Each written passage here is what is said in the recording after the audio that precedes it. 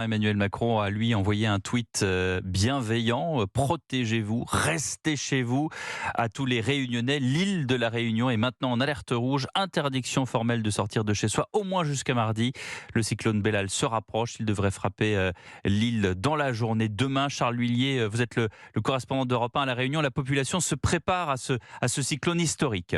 Oui, ici Nelson se prépare à des heures difficiles et à des vents qu'il n'a sans doute jamais vus du haut de ses 50 ans. Sa maison est face à la mer, alors il a préféré assurer le coup en consolidant les parties les plus exposées. On a pris des gros pylônes et tout, mais on a mis des baies vitrées pour soutenir la baie vitrée au cas où si le vent il pousse un peu trop, il rentre dans la maison quoi. On reste chez soi à l'abri et barricadé. Se calfeutrer pour ceux qui ont un toit et se mettre à l'abri pour ceux qui n'en ont pas. Le cas de Stéphane, SDF de 48 ans, il a été recueilli dans l'un des 10 centres d'hébergement que vient d'ouvrir la mairie de Saint-Denis.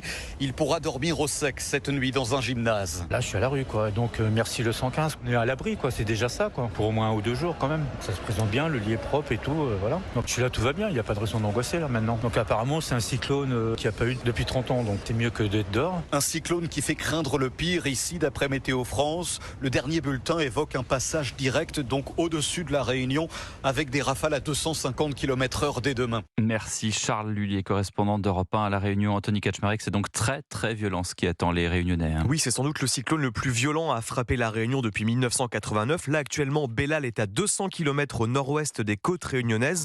Il va encore s'intensifier et il passera sans doute la nuit prochaine au stade de cyclone tropical intense.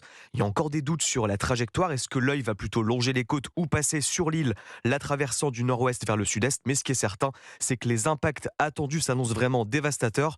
Les rafales attendues entre 200 et 250 km/h, une houle cyclonique, des vagues de 8 à 12 mètres, et puis les pluies très importantes. On attend des cumuls de 1000 à 1500 mm.